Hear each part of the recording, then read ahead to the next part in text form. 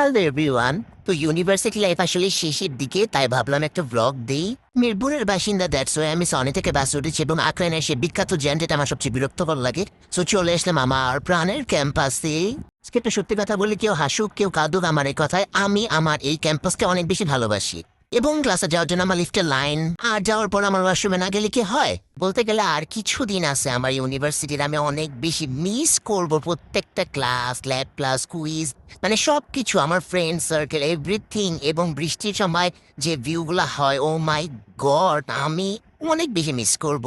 কুইজের preparation নেওয়া হচ্ছে। আজকে একটা কুইজ ছিল, আমাদের দুইটাই কুইজ ছিল, আসলে দুইটা ক্লাসে দুইটা কুইজ।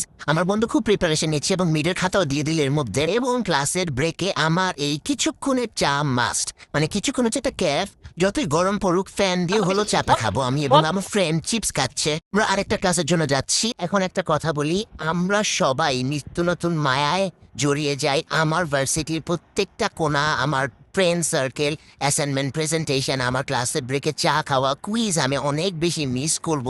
আর বলতে গেলে 4-5টা ক্লাস আছে আমার, আমি কল্পনাও করতে পারি না এসব কিছু আমাকে আর কিছুদিন পর ছেড়ে চলে যেতে হবে। আসলে জীবনের কোনো কিছু চিরস্থায়ী নয়, যেটা চিরন্তন সত্য।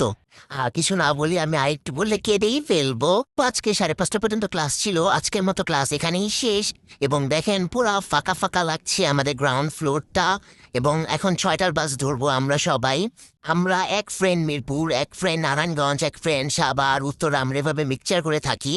সো আমাদের এই সেই ভাইরাল ট্রান্সপোর্ট প্লেস, যেখানে আমরা সবাই বাসের জন্য অপেক্ষা করি। এবং দেখেন, সকালে গেছি ভার্সিটিতে, রাত অন্ধকার হয়ে গেছে, রাতে বাসে যাচ্ছি। কত পড়ালেখা করলাম আজকে, ও মাই গড। আর আল্লাহ হাফেজ।